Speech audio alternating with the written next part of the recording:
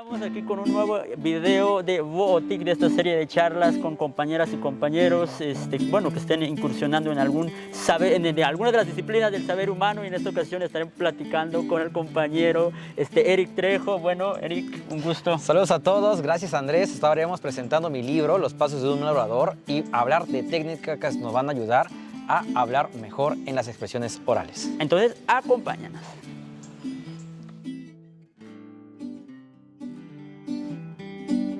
Eric, gracias por tu tiempo, por tu espacio y por como decíamos, como nosotros decimos en Tostil, por hacerte perder tu día. Y bueno, pues gracias. Andrés, muy contento de poder estar aquí contigo. Sin duda, este espacio que tienes desde las redes, desde las plataformas, se presta muchísimo para poder interactuar con aquellos que físicamente sería imposible de poder llegar. Así que muchísimas gracias. No es nada de pérdida de tiempo, al contrario, un día muy provechoso estar contigo. Bueno, pues aquí hoy estamos aquí en San Cris, en el Centro Cultural del Carmen, y bueno, y si yo sé y conozco a Eric Trejo como un escritor, como un orador, pero si yo te tuviera que preguntar quién es Eric para las personas que no han tenido la oportunidad de conocerte y de platicar contigo. Gracias, Andrés. Pues para los que no me conocen, híjole, en pocas palabras, soy un amante de la oratoria, es decir, de la comunicación oral, en el que podemos expresarnos al hablar en público, con una persona hasta con miles de personas. Me considero como tal un soñador. Soy el director actual de la Escuela Nacional de Oratoria Vox y Basis, que es la única escuela a nivel nacional en estar certificada para dar clases de oratoria. Actualmente soy el autor del libro que tienes en las manos, Los Pasos de un Mal Orador. Y hemos impartido cursos y talleres, tanto conferencias también en el estado, a nivel nacional y fuera de ella. Y cayendo en el tema de la oratoria, que creo que es el tema que nos citó el día y nos trajo el día de hoy acá, ¿cómo inicia en tu vida con el tema de la oratoria? Como tú bien lo decías en tu libro, hay oradores que nacen, pero otros se hacen. ¿Y tú cuál de los dos serías? Yo creo que es un proceso. En algún momento muchas personas pueden decir, es que tú naces con esta habilidad, y otros dicen, no, yo de plano soy piedra al hablar en público.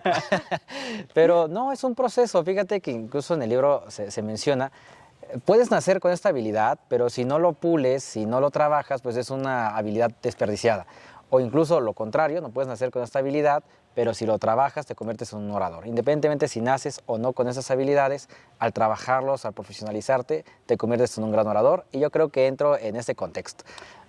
Traje como esta intención de poder interactuar con diferentes tipos de personas, y bueno, nos pusimos en el proceso de profesionalizarnos, y pues así nos convertimos en un orador. ¿Y a qué año comenzaste, siendo más específicos en ese hecho? ¿O cómo descubriste tu pasión por la oratoria? Ya sea profesionalmente, o dices, bueno, a mí me tocó de niño hablar y me dio pena, o no sé, ¿cómo surge? Es una historia extraña. Fíjate que de niño yo era tartamudo. Okay. En el kinder incluso pues le dijeron a mis padres que no podían continuar ahí en ese colegio porque pues mi problema lingüístico tenía que ser tratado ya con algunos especialistas. Me cambian de escuela, me llevan a otra, y ahí empiezan mis primeras clases pues para poder vencer la tartamudez, y yo igual por eso era tímido, ¿no? O sea, era un pues, en fin, niño, claro.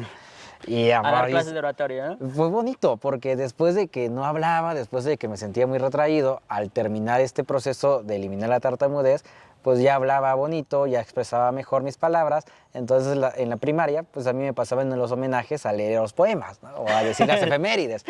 Y como era normal que cada temporada un grupo se encargaba del homenaje, ya me venían a buscar de otros grupos para, maestra, présteme a su alumno, que no sé qué, para leer tal cosa, ¿no? Entonces ahí me iba, ¿no? ¿Sí? Ya en todos los homenajes me mirabas, decía, bueno, ¿y qué onda? Entonces, ya siempre estabas ahí para los eventos. Claro, era como la vieja confiable, ¿no hay quién? Eric, ¿no? Y ahí me jalaba. Y así, en la primaria empezaba a tener como algunas participaciones ya en público. En secundaria fue donde descubrí los concursos de oratoria. A mí me gustó declamar en su momento, y ya en secundaria fue donde un maestro me invita a concursar. Y pues un contexto muy diferente, ¿no? Entonces cuando dije, oye, ¿qué es eso del concurso de oratoria? Decía, no, pues nada más grita, manotea, y tú tienes esta voz muy bonita, muy fuerte. Ya hablas bonito, ¿no? Con eso ya la armas. Con eso la armas. Gano, curiosamente, todo el estado, me voy al nacional y ahí pierdo, ¿no? Y quedo con esa espinita, voy a ir a reclamar al jurado. Digo, oye, ¿por qué perdí? Me dice, ¿ya tomaste un curso o algo? Le dije, no. Bueno, pues hijo, aquí en los concursos vienes a adquirir experiencia. no vienes a aprender. El aprendizaje es en un taller, en un curso, afuera, y vienes a demostrar tus habilidades. Te invito a que te inscribas a un taller. Entonces ahí me quedó esa espinita. Le digo a mis padres, buscan si hay un taller de oratoria por aquí en Chiapas, y en ese tiempo pues no había ni uno. Me mandan a la Ciudad de México, que pues ahí son algunos familiares, y ahí me inscriben en un curso de la Universidad de Busto, de España, que se llamaba el arte de hablar en público. Y pues cuando yo llego, pues un niño de 15 años, y todos los demás compañeros, pues arriba de 30, 40, 50 años, docentes, que porque era una certificación en oratoria, ¿no? Entonces, de repente, pues a mí, yo era el único niño de este grupo, ¿no? En el mundo de adultos. Claro. Y lo curioso es que yo le digo al maestro, digo, oye, es que yo quiero, pues mi objetivo es para los concursos oratorios. Me dice, no, es que aquí no enseñamos para el concurso oratoria, es una oratoria más profesional, en el que puedes entablar una entrevista, un diálogo, claro. Entonces me quedo todavía así como diciendo, sí, pues ¿para qué me inscribí? Termino el curso y mezclo entonces como el tema profesional con el laboratorio de concurso, que el laboratorio de concurso es un tema más artístico, donde hay criterios evaluativos y donde tienes que pues, pegarte dentro de estos criterios. Alinearte y claro, ciertos, ¿no? Y por eso ves al orador de concurso que empieza con México, compañeros, y muy erróneamente muchos concursantes que ganan se creen maestros de oratoria y empiezan a enseñar eso que en la vida real o profesional choca, ¿no? Porque, pues, por ejemplo, me toca ver a un juez que me dice, no, maestro, yo veo a un personaje que es orador en mi sala, pues, lo corro. Y dije, ¿por qué? Si la oralidad en el juzgador, pues, ya es adecuada. Claro. No, es que llegan y me dicen, estimado juez, compañero, Bien que no actuado, sé. ¿no? Y dije, no, pues yo también lo corro. Le dije, eso pues no es un orador, sencillamente es un concursante de oratoria que se quedó con esa esfera. Entonces, a raíz de eso, mi estimado Andrés, desprendo el gusto por la oratoria. Me doy cuenta que hay una brecha que pues está desperdiciando a nivel nacional, principalmente aquí en la localidad, que no hay como tal maestros de oratoria, son simplemente personas que han ganado algún concurso de oratoria, apasionados, claro, que les agrada este tema cultural o artístico y enseñan esa parte. Entonces, pues ahí es donde entramos y es donde pusimos mano a la obra. Y bueno, para recalcar el tema de la oratoria, ¿tú cómo lo definirías? Es más como una habilidad para poder comunicarnos. Así de sencillo. ¿No tanto como un arte? Es un arte, claro, conlleva reglas, técnicas, está enfocado en diferentes procesos, pero la comunicación va dentro de nuestro día a día. Entonces uno lo encasilla. Tenemos el problema erróneo de encasillar la oratoria como un aspecto más político, un aspecto más de expositores o dentro incluso en un tema más académico, ¿no? O exclusivo para ciertos grupos. Claro, o sea, por eso va muy etiquetado. Digo, no, es una expresión oral. O sea, tú tienes la necesidad de comunicarte, entonces tienes que primero tener un estilo de comunicación. Si no tienes tu estilo de comunicación identificada, entonces vas a copiar a todos y a la vez pues a nadie. Por eso a veces nos agrada mucho el estilo de alguien porque lo tiene bien identificado. Ahora, si piensas y tienes grandes ideas, pero no sabes expresarlas, híjole, entonces ahí hay un problema, ¿no? Entonces sí es importante que tanto tu participación oral, para poder hablar en cualquier público, sea directo en tu vida. O sea, que esto no lo desperdicies, que digas, no nací para esto, no, al contrario. Piensas, tienes buenas ideas, estás en una sociedad, necesitas saber comunicarte. Algo que ya me comentábamos, y de hecho creo que lo comentábamos en una plática que tuvimos las primeras veces que coincidimos, es cómo ves el tema de la oratoria en el contexto chiapaneco. Muy mal. Lamentablemente el regionalismo y la formalidad en el habla pues es pan de cada día. No está mal cuando hay una comunicación informal. Digo, vienen los amigos, están platicando, ahí no pasa nada. Pero cuando este aspecto, digamos, coloquial se expresa ya en una índole formal, profesional o en un espacio donde sí merite un aspecto de neutralidad, entonces sí deja mucho que desear al hablante. Porque el mensaje se va perdiendo. Ese es el problema. A veces dices, no, es que no podemos hablar tan formal. No, tampoco vas a sacar el diccionario y vas a decir palabras rimbombantes. No se trata de eso. Cuando me refiero es que tenemos por necesidad, al comunicarnos, transmitir un mensaje. Claro. Si el mensaje no es claro, si el mensaje se pierde, si el mensaje, el receptor, es decir, el público, no logra saber ni siquiera de qué estás hablando, por eso es el problema de que la informalidad del lenguaje recae en la localidad. Claro. Porque decimos mucho y a la vez nada. Porque hablamos de lo mismo como 10 veces y no llegamos a ningún punto. Terminamos de hablar y dijo, bueno, ¿y de qué habló esta persona? No, pues apláudale, ya terminó, ¿no? Pues sí, le aplaudimos. Entonces, ¿ves? Por eso es que vemos que la oratoria aquí en el estado está muy mal. Eso es un buen punto, creo, porque creo que a veces no caemos en este entendimiento de qué es el tema bueno, la lengua como tal es un sistema de signos, ¿no? Pero también está el tema del habla, que es esta forma, no sé si llamarlo particular, en el empleo de la lengua, ¿no? Y creo que a veces en Chiapas, que es muy rico en ese sentido, claro, en las formas personales personalizadas en el empleo de la lengua. Y uno dice, bueno, ¿qué me dijo? Porque a mí, inclusive yo que también he vivido toda mi vida acá, hay personas que salen con ciertos regionalismos, con ciertos coloquialismos y dice, no sé qué dijo, pero hablo bonito, ¿no? Sí, y hay que, por eso vuelvo a lo anterior, identificar tu personalidad. Digo, hay gente que es muy dado a ser humorístico, a contar chistes o hacer reír dentro de una conversación, pero si su mensaje va claro, no hay ningún problema, Claro. ¿no? A otro que es muy serio, muy dogmático, que tiende a seguir incluso algunos ritmos dentro de su habla, tampoco es erróneo. Lo que queremos decir es que rescatamos qué nos está diciendo. Si tu mensaje sí lo fue comprensible, sí se logró transmitir, estás del otro lado, ¿correcto? Independientemente de tu estilo al hablar que tengas. Y hablando ya en el tema de enseñanza-aprendizaje de la oratoria, ¿tú cuáles son los errores más comunes que has encontrado? Primero, que se habla sin ninguna estructura. Es decir, empiezan siempre con la introducción, que es el clásico que te dan el micrófono y dices, hola, buenas tardes a todos, es un gusto poder estar aquí, gracias por acompañarme, o entran directamente con la plática, cuando nos olvidamos de algo tan básico que es primero captar la atención del público. Entonces, para que tú puedas tener una conversación con alguien, tienes que tener primero su atención, así de sencillo. Pero si piensas que solo por estar enfrente o porque ya tienes la palabra, tienes la atención de todos, pues ahí empezamos mal. Entonces tenemos que hacer partícipe de un exordio. Es decir, la parte inicial del discurso, que su objetivo es eso, captar la atención del público. Ya tengo la atención del público, ahora sí, a lo que sigue, ¿no? Porque si no, imagínate que estás hablando, llevas la mitad de la plática y otro está con el teléfono, otro está como que pensando si los frijoles se quemaron, otro dicen ya va a llover a la ropa. Están en medio mundo de pensamientos, menos enfocado en lo que tú estás hablando. Sí, creo que ahorita en este mundo invadido por dispositivos móviles, creo que eso es muy común, ¿no? A veces hacer captar la atención del público, porque pareciera que uno va a un evento de cualquier índole y el público siempre está con el celular, ¿no? Sí, luego muchos dicen, por ejemplo, no, es que cuando hablas de una frase o cuando hablas muestras un objeto o haces un sonido y no falta alguien ahí de redes que saque sus videos y empieza, ¿cómo están, gente? No, tampoco se trata de esto, ¿no? Tampoco se trata de hacer un show, ¿no?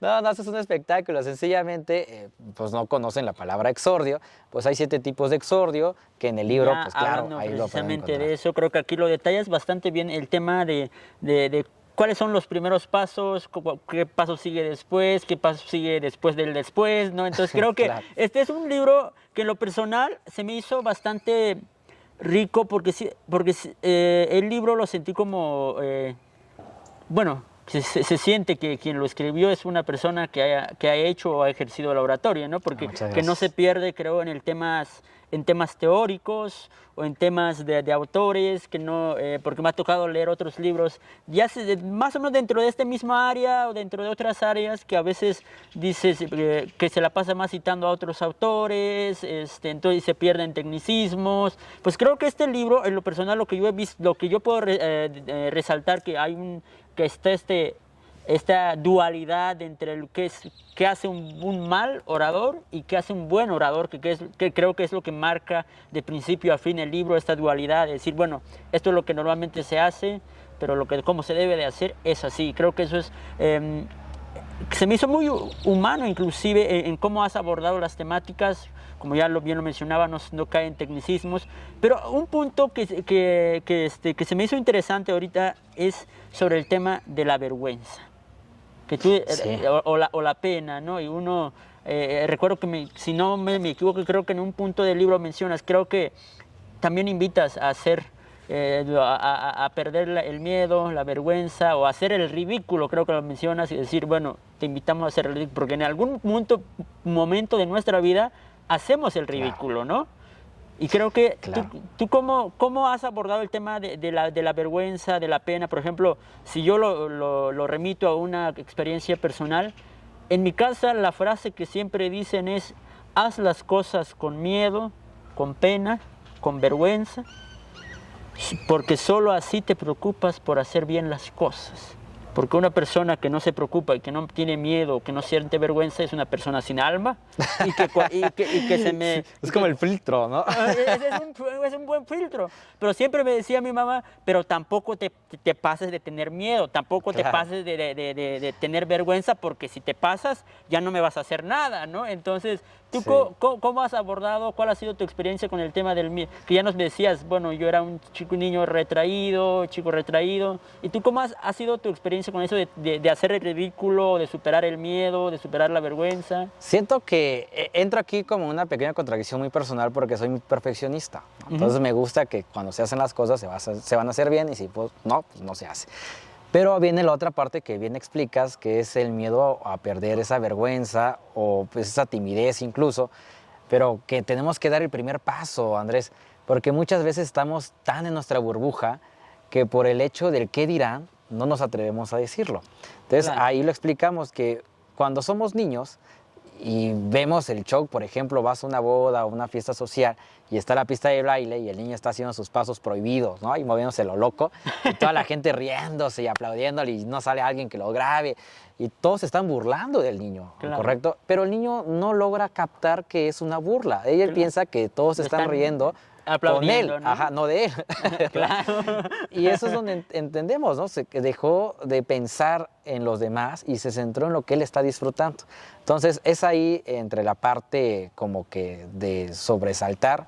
Es importante, sí, claro, tener este tema de valoración social, de decir, bueno, qué tan viable es, qué tan no viable es lo que estoy haciendo, pero que lo disfrutes. O sea, este es el sencillo acto de disfrutar lo que hacemos, y ahí la vergüenza o la pena va a disminuir, ¿no? Claro. Entonces, a una anécdota referida a lo que me dices, por ejemplo, me tocó ser docente muy joven.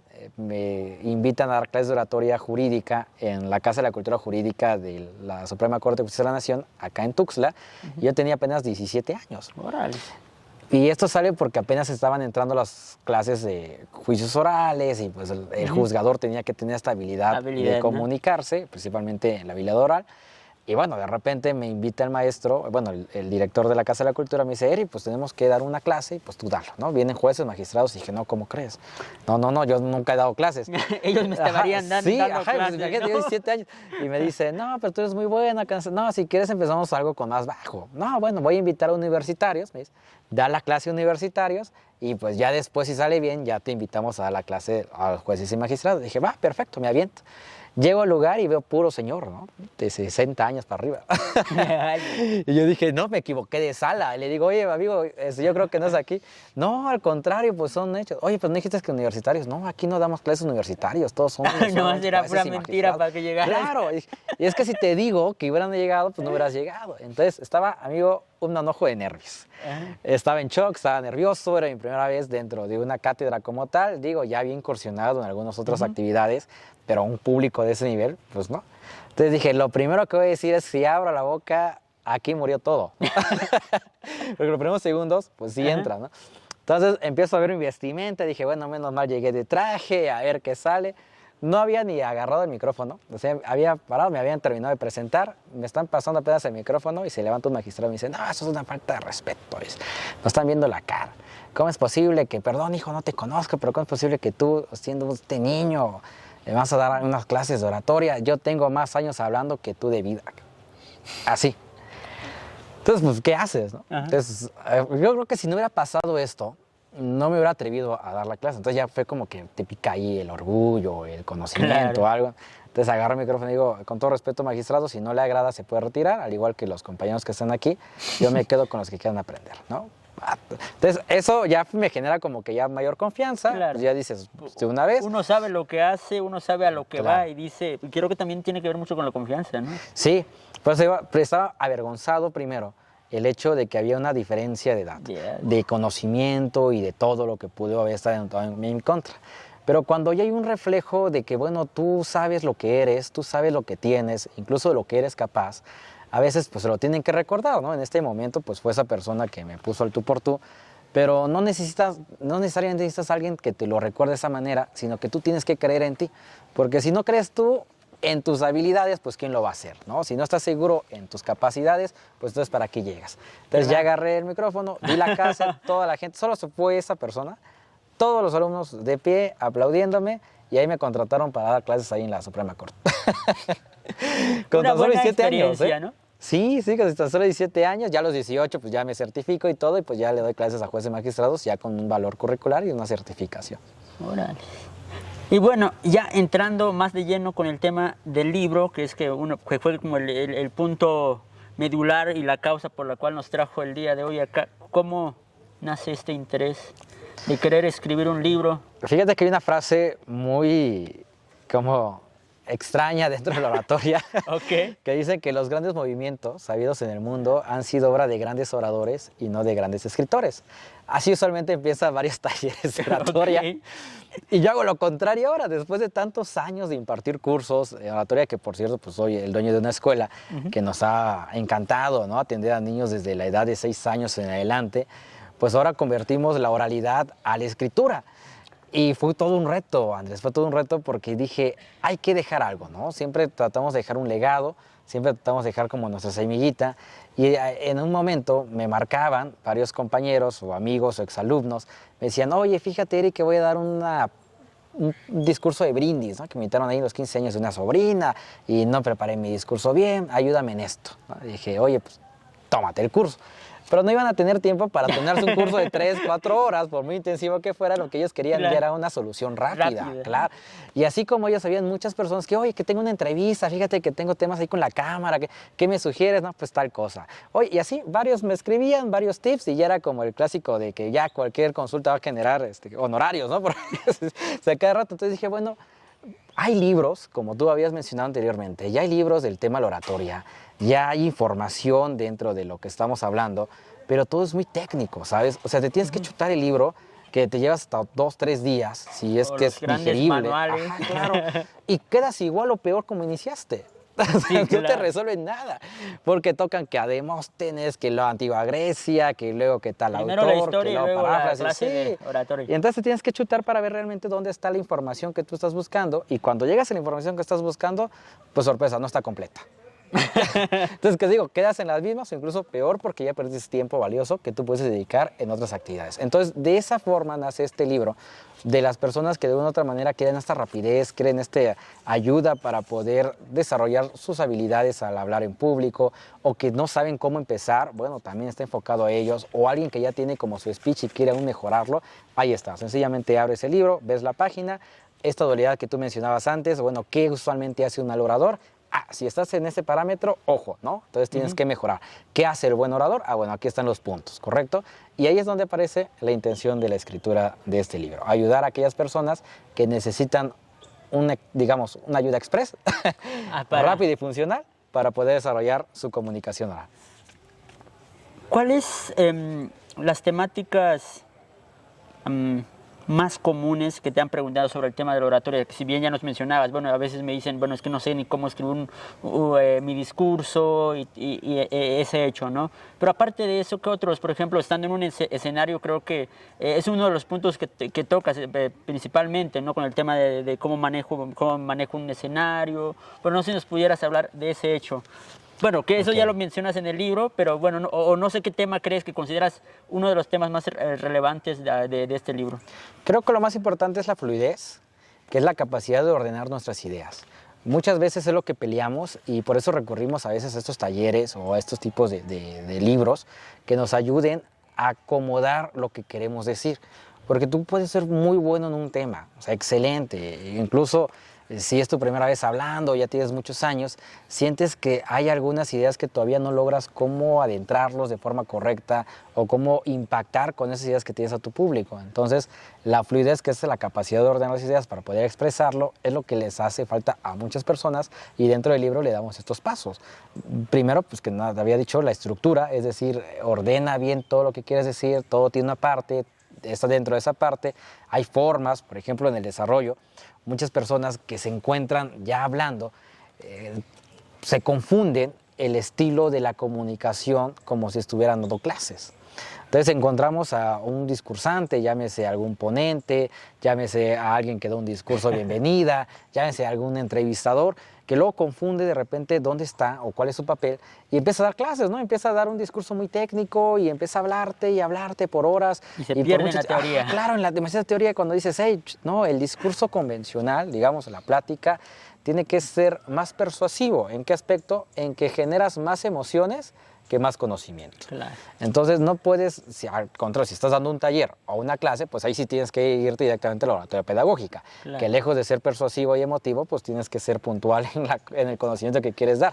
Pero si no es así, entonces no necesariamente tienes que estar enseñando todo tu conocimiento, sino hacerlo atractivo, ¿no? Y ahí es donde jugamos con esta brecha de comunicación. Te pongo un ejemplo, para igual que nos entiendan un poco. Si tú, por ejemplo, estás hablando de la resiliencia, llévase una exposición de clase, llámese aquí en una entrevista, llámese en un trabajo, una fundación que tú tienes, en cualquier escena donde te encuentres, tu tema digamos que es la resiliencia y empieza a decir, bueno, la resiliencia, como bien sabemos, es una capacidad que tienen los seres humanos de afrontar una adversidad y dentro de esa superación pues se encuentran sus fortalezas. Por eso nosotros nos dedicamos como fundación a bla, bla, bla, bla.